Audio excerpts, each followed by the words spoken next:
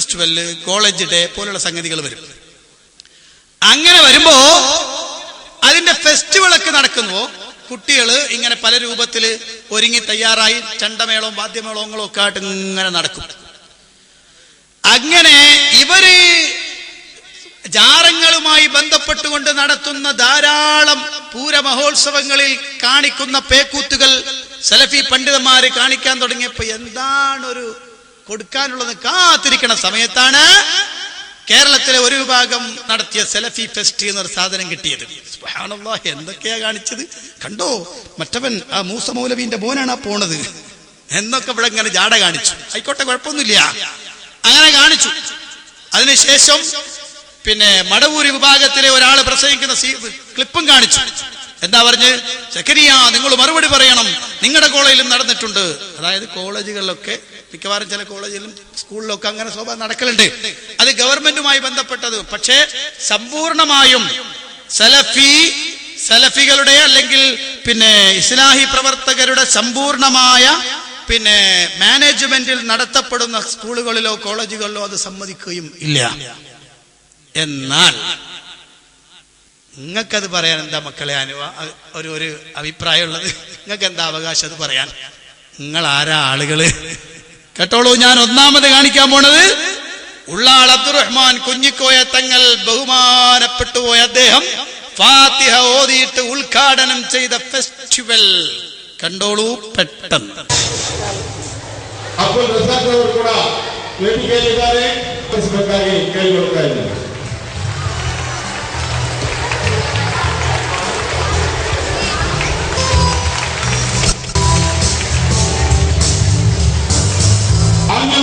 ನೆರವೇರಿ ಸಾಯಿದೆ ಸೈಯದ್ ಕುಟುಂಬದ ಅತ್ಯುಜ್ವಲತಾರೆ ಶೈಖುನಾ ತಾಜುಲ್ ಉಲೇಮಾ ಅಸಯ್ಯದ್ ಅಕ್ಷರಗಳು ವೇದಿಕೆಯತ್ತ ಕ್ಷಣಿಕರ ಚೇರ್ಮನ್ಗಳಾದಂಥ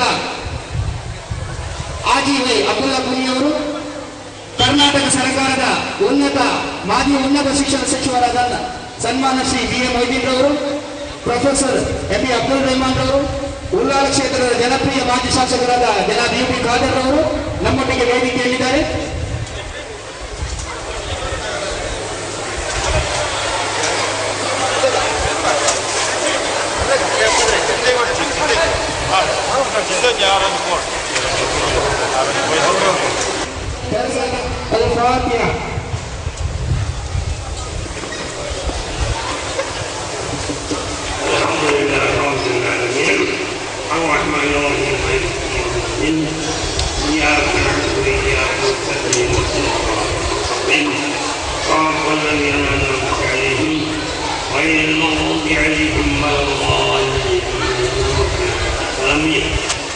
الحمد لله رب العالمين. اللهم صل على سيدنا محمد وعلى آل سيدنا مولانا فقنا من القرآن العظيم وإلى حضرات أرواح الأبطال الأول خاصة وإلى روح صاحب المقام والكرامات سيدنا محمد الشريف المدني صلى الله تعالى عليه وسلم.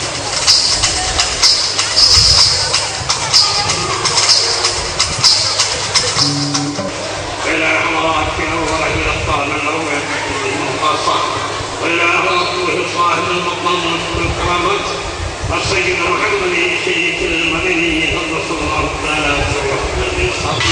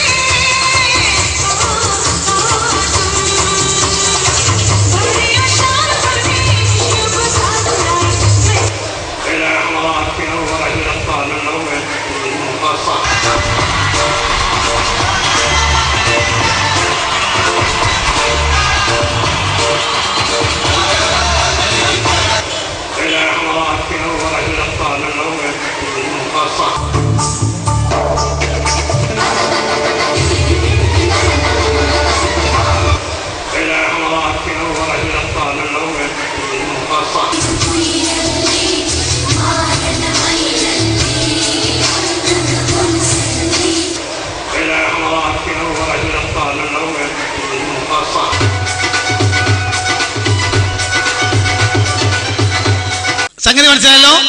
ഇത് ശരിക്കും ബർക്കത്തായിട്ട് കൊണ്ടുപോകണ ഏർപ്പാടാ. ഓരോരുത്തർക്ക് ഫാത്തിഹ വിളിച്ചിട്ട് ഇങ്ങനെ കൊണ്ടുപോയിട്ട് കുട്ടികൾക്ക് ഇങ്ങനെ കാണിച്ചു. ഇനി കഴിഞ്ഞില്ല കേട്ടോ, ഇതൊരു ടീം. ഇനി അടുത്ത ഒരു ടീമും കൂടെ ഉണ്ട്, രണ്ടാമത്തെയും കൂടെ വരട്ടെ.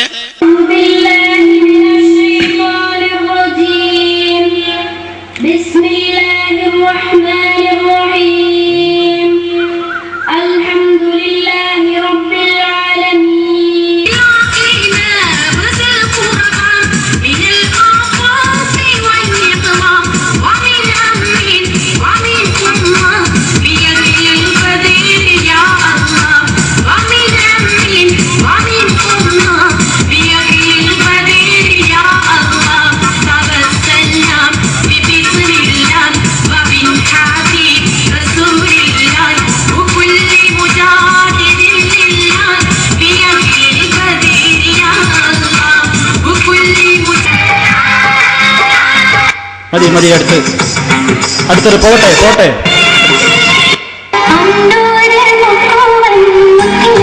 പോട്ടെ പോട്ടെ, പെട്ടെന്ന് അടിച്ചോളൂ, നമ്മളത് കാണിക്കാൻ ഇഷ്ടപ്പെടുന്നില്ല.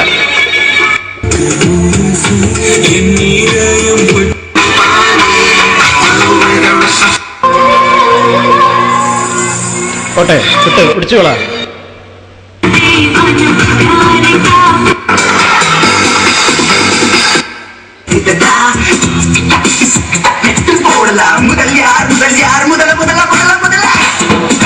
ആയി തൊപ്പിട്ട് മൗലിയരും വന്നു. ആട് പെണ്ണിന്റെ വേഷം കെട്ടി.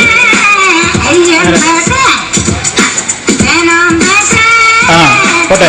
മുസ്ലിയാക്കന്മാരെ കളിയാക്കാൻ വേണ്ടി ഉണ്ടാക്കിയ സാധനമാണ് മുസ്ലിയാക്കന്മാരെ സെന്ററിൽ വെച്ച് നടത്തിയത്. കണ്ടോ? അപ്പൊ ഇങ്ങനെ ഇതൊക്കെ കണ്ടപ്പോ ഇവിടെ ചില തരികടകൾ കളിച്ചിട്ടുണ്ട്. അതുകൊണ്ട് അതിൽ സാമ്പിൾ ഞാൻ 1-2 ഇടയ്ക്കും കാണിക്കും ഇൻഷാ അല്ലാഹ്. ഇത് കണ്ടപ്പോ ഇവിടെ പ്രസംഗിച്ച ആളുടെ ഉസ്താദന്മാരുടെ ഉസ്താദിനൊരു ഒരു ആഗ്രഹം, ഒന്ന് മുട്ടിയാലോ, ഒന്ന് മുട്ടിക്കോട്ടെ മൂപ്പര്.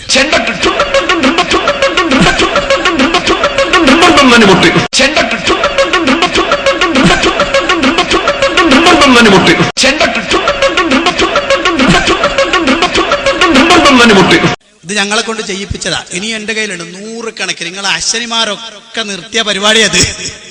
മോന് കിട്ടിയപ്പോ ഇങ്ങനെ കൊണ്ടുവന്ന് ഇട്ടുപോയതാ. ഇങ്ങനെ 100 കണക്കിനുണ്ട് എന്റെ കയ്യിലുണ്ട്. അത് എന്തിനാന്ന് കേട്ടോ, ഇത് നമ്മൾ ഇടല്ല. ചില സമയത്തൊക്കെ ഒരെണ്ണം അങ്ങോട്ടും വേണ്ടി വരില്ലേ? ഒരു വൺ വേ ട്രാക്ക് അല്ലല്ലോ, ഒരു പാലട്ട അങ്ങോട്ടും ഇങ്ങോട്ടും നടക്കണല്ലോ. അപ്പോ ഇങ്ങനെ മുട്ടും ചാട്ടവും പാട്ടും ഒക്കെ നിങ്ങളെ കയ്യിലും ഉണ്ട്. അത് നമ്മളെ കൊണ്ടിടിയിപ്പിക്കണ്ട, ഇനിയും വരും 100 കണക്കിനെണ്ണം. അപ്പൊ ഞാൻ പറഞ്ഞു വന്നത്, അള്ളാഹുവിന്റെ മതത്തിൽ ആദർശപരമായി മുന്നോട്ട് പോകണോ? ആദർശത്തെ ആദർശം കൊണ്ട് നേരിടാൻ കഴിയുമോ? എങ്കിൽ പ്രിയപ്പെട്ടവരെ സ്വാഗതം ചെയ്യുകയാണ്. ആദർശം പറഞ്ഞോളൂ. കൃത്യമായ തെളിവിന്റെ പിൻബലത്തോടെ ഞങ്ങൾ ആദർശം പറയും. ഖണ്ഡന പ്രസംഗത്തിന് ഞങ്ങൾക്ക് പേടിയില്ല. നിങ്ങൾക്കറിയുമോ, കേരളത്തിന്റെ ചരിത്രത്തിൽ അതാ വാഴക്കാട് 9 ഖണ്ഡന പ്രസംഗങ്ങൾ നടന്നു. ആ 9 ഖണ്ഡന പ്രസംഗങ്ങൾ നടക്കുമ്പോ അബ്ദുറഹ്മാൻ സലഫി അതാ കേരള നദ്വത്തുൽ മുജാഹിദീനിന്റെ സംസ്ഥാന സെക്രട്ടറിമാരിൽ ഒരാളായ അദ്ദേഹം വാഴക്കാടിന്റെ മണ്ണിൽ വെച്ച് നടത്തിയ ശക്തമായ ഖണ്ഡന പ്രസംഗത്തിന്റെ ഒടുവിൽ അതാ മുജാഹിദ് പ്രസ്ഥാനത്തിന് ശക്തമായ വേരോട്ടം കിട്ടി. സലഫികൾ അവിടെ ധാരാളമായി വർദ്ധിച്ചു. ഇനി നിങ്ങൾക്ക് അറിയൊരു കാര്യം, ഇൻഷാ അല്ലാഹ് ഞാൻ ഇതിന്റെ പ്രസംഗത്തിന്റെ അവസാനത്തിലെത്തുമ്പോൾ ഞാനത് കാണിക്കും, കൃത്യമായി കാണിച്ചുതരാം. മാത്രല്ല, ഈ അടുത്ത കാലത്ത് നാദാപുരത്ത് വെച്ച് ബഹുമാനപ്പെട്ട ഹുസൈൻ സലഫി അദ്ദേഹവും പേരോട് അബ്ദുറഹ്മാൻ സഖാഫി തന്നെ വീണ്ടും അതാ ഖണ്ഡന പ്രസംഗം 9 കഴിഞ്ഞിട്ടില്ല. ഞങ്ങൾ 9 പ്രാവശ്യം കഴിഞ്ഞു, നിങ്ങൾ 8 കഴിഞ്ഞിട്ടുള്ളൂ. അതാ തല ഉയർത്തിപ്പിടിച്ചു നിൽക്കുന്ന അൽ ഫുർഖാൻ എന്ന വമ്പിച്ച ഒരു വിദ്യാഭ്യാസ സമുച്ചയവും അതിനോടനുബന്ധമായി പള്ളിയും മദ്രസയും അതുമായി ബന്ധപ്പെട്ട് 100 കണക്കിന് പ്രവർത്തകരും നാദാപുരത്ത് ഉണ്ടായി എന്നത് ഖണ്ഡന പ്രസംഗത്തിന്റെ വിജയമാണ്. അതുകൊണ്ട് ഈ പരിപാടി ഇങ്ങനെ അങ്ങ് തുടരട്ടല്ലേ, അതാണ് നല്ലത്. അതിങ്ങനെ തുടരുമ്പോട്ടെ. സംവാദമൊക്കെ നമുക്ക് അതിനനുസരിച്ച് കത്തും ഒക്കെ മാറിയിട്ട് അതിന് അഡ്ജസ്റ്റ് ചെയ്ത് നടക്കാം. അതുകൊണ്ട് ഇതങ്ങ് മുടക്കണ്ട, ഇത് നടക്കട്ടെ. നിങ്ങൾക്ക് മറുപടി പറയാനുണ്ടെങ്കിൽ പറഞ്ഞോളി, നമ്മൾ പറയുന്നതിന് നിങ്ങൾ മറുപടി പറഞ്ഞോളൂ. അപ്പൊ ജനങ്ങൾക്ക് കാര്യം അങ്ങ് തിരിയും കേട്ടോ.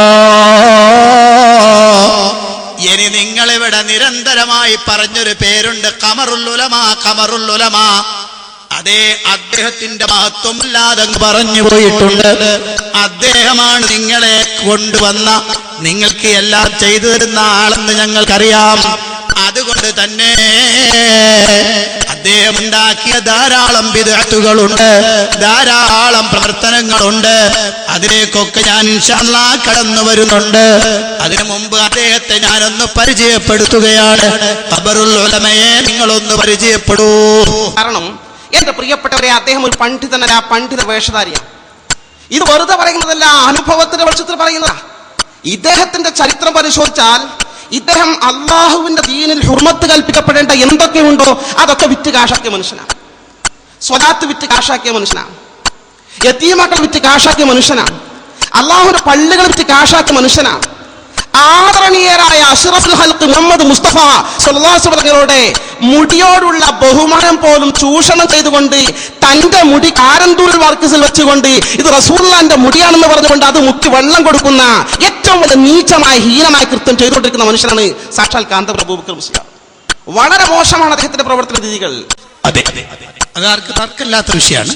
ഇപ്പൊ ശരിക്കും ബോധ്യപ്പെട്ടിട്ടുള്ള സംഗതിയും ആണ്. എനിക്ക് പറയാൻ പോണ വിഷയം എന്തല്ല, വിഷയം ഞാൻ നാളെ പരിചയപ്പെടുത്തിയതാണ്. പിന്നെന്താ പറഞ്ഞത്, സെലഫികളാണ് ഇത്രയും ഐക്യം തകർത്തവര്. സെലഫികൾ എല്ലാ നാട്ടിലും ഐക്യം തകർക്കുന്നവർ, കുഴപ്പമുണ്ടാക്കുന്നവർ, ഫിത്ന ഉണ്ടാക്കുന്നവർ, പ്രശ്നം ഉണ്ടാക്കുന്നവർ. മുത്തഖീങ്ങളായ ആളുകളുടെ വാക്കല്ലേ കേൾക്കാതിരിക്കാൻ പറ്റുമോ? മുത്തഖീങ്ങളായ ആളുകളാ അവര്. എന്നാ ഞാൻ ചോദിക്കട്ടെ, ഞങ്ങളെ സംബന്ധിച്ചിടത്തോളം ഈ പറങ്കിപ്പേട്ട എന്ന് പറയപ്പെടുന്ന സ്ഥലത്ത് ഇവിടെയുള്ള പള്ളി മാറിയിട്ട് ഞങ്ങൾ വേറൊരു പള്ളി വെക്കാറുണ്ട്. അതെന്തിനാണെന്നറിയുമോ?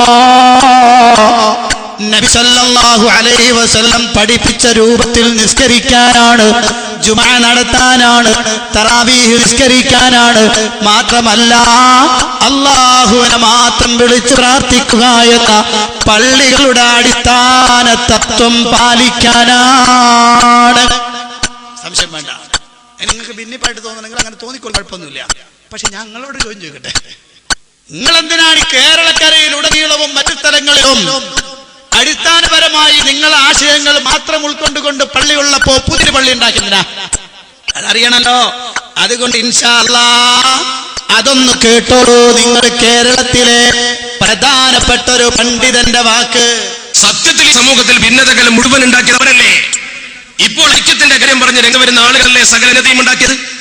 എറണാകുളത്ത് സമ്മേളനം വെച്ച് സമത്വ കേരള ജനത്തിന്മേൽ ആദ്യ ഭിന്നിപ്പ് സമത്വ മുഷ വേണ്ടെന്ന് പറഞ്ഞിട്ട് എന്തിനാ സമ്മേളനം വെച്ച് ഭിന്നിപ്പുണ്ടാക്കിയത്? മറി അവരല്ല പറയേണ്ടത്. സമത്വ കേരള ജമിയത്തുലമായ ആത്മീയ സംഘടനയെ കോടതി കയറ്റിയത് എന്തിനാ?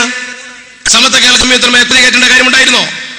സമത്വ കേരള ജമിയത്തുൽ മദ്രസക്ക് ചുമരിച്ചുകൊണ്ട് പ്രമുണ്ടാക്കിയത് ആരാണ്? ഇന്നേ വരെ നമ്മുടെ ഈകൾ അവർ ഏതെങ്കിലും ഒരു മദ്രസ വെച്ചിട്ടുണ്ടോ? ഇല്ല. ഏതെങ്കിലും ഒരു മദ്രസയിൽ ചുമർ വെക്കാൻ നമ്മൾ വിട്ടുണ്ടോ? ഇല്ല. ഇതല്ലേ പ്രശ്നമാക്കിയത്? അറബികളുടെ പണം കൊണ്ടുവന്ന് നാട് നീള മസ്ജിദിന്റെ മുമ്പിൽ പുതിയ മസ്ജിദ് ഉണ്ടാക്കി ചുമ തുടങ്ങിയത് ആരാണ്? ആരായി സമൂഹ കുഴപ്പമുണ്ടാക്കിയത്? മാത്രമല്ല പാലക്കാട് സെലു കുടുംബവും കോഴിക്കോട് കാണിമാരും ഒക്കെ പണ്ട് മുതൽ ഉഷാവ ചെയ്തുകൊണ്ട് മാസമുറപ്പിച്ചിരുന്നു. ആരാ പുതിയ കാലാരെ നിയമിച്ച് മാസമുറപ്പിക്കൽ ഏർപ്പാട് തുടങ്ങിയത്? ഇന്നിപ്പിന്റെ ഇതൊക്കെ മാറി തുടങ്ങി അവർ പറയണം. ഇലക്ഷന്റെ മുഖത്ത് ഇന്നയാളെ തോൽപ്പിക്കണം, ഇന്നയാളെ ജയിപ്പിക്കണമെന്ന് ഒരു മതസംഘടനയും പറയാത്ത കാലത്ത് ആ ഏർപ്പാട് തുടങ്ങി. സുന്നികൾക്ക് പാർലമെന്റ് വഴി ബോർഡിണക്കി ഇലക്ഷനിൽ തോൽപ്പിക്കാൻ ജയിപ്പിക്കാനും മതസംഘടനയുടെ ഉപയോഗപ്പെടുത്തിയത് ആരാണ് പറയണം? ശരീഅത്ത് സംവാദകാല ബഹുമാനപ്പെട്ട ശംസുൽ ഉലമ സമുദായത്തിന്റെ അയം പറഞ്ഞപ്പോ അത് ശരിയല്ലെന്ന് പറഞ്ഞുകൊണ്ട് സമൂഹത്തിൽ ഭിന്നിപ്പുണ്ടാക്കിയത് ആരാണ്? അവരെ പറയേണ്ടത്. മതമില്ലാത്ത ജീവൻ എന്ന് പറഞ്ഞുകൊണ്ട് കേരളത്തിൽ ജനങ്ങളെ മുഴുവൻ കുട്ടികളെ മതവിശ്വാസത്തിനെതിരായി ചിത്രീകരിച്ചപ്പോ പാഠപുസ്തകത്തിനെതിരെ കൂട്ടായ്മ ഉണ്ടാക്കി വഴിക്ക് വെച്ച് ഇട്ടേച്ചു പോയി മുസ്ലിം ഐക്യശ്രമത്തെ തോൽപ്പിച്ചതാരാ? വെച്ചതാരാ? ചരിത്രം പഠിച്ചേണ്ടേ? ഈ സമൂഹത്തിൽ സംഭവിച്ചതേ. റയീസ് മുഹഖഖീൻ അന്യത്തുത്തനെ വരെ ധിക്കരിച്ചുകൊണ്ട് കോടതി കയറ്റാൻ തയ്യാറായതാണ്. ആ മഹാവരെ ധിക്കരിച്ചുകൊണ്ട് സമൂഹത്തിൽ ഭിന്നിപ്പുണ്ടാക്കി അദ്ദേഹത്തെ ധിക്കരിച്ച ഒരു മനുഷ്യന്മാർ കേരളത്തിൽ ഉണ്ടാവില്ല. ഈ പ്രസ്ഥാനക്കാർക്ക് പോലും ബഹുമാനമാണ്. ഏറ്റവും അവസാനം പിന്നാനി തിരഞ്ഞെടുപ്പിൽ പോലും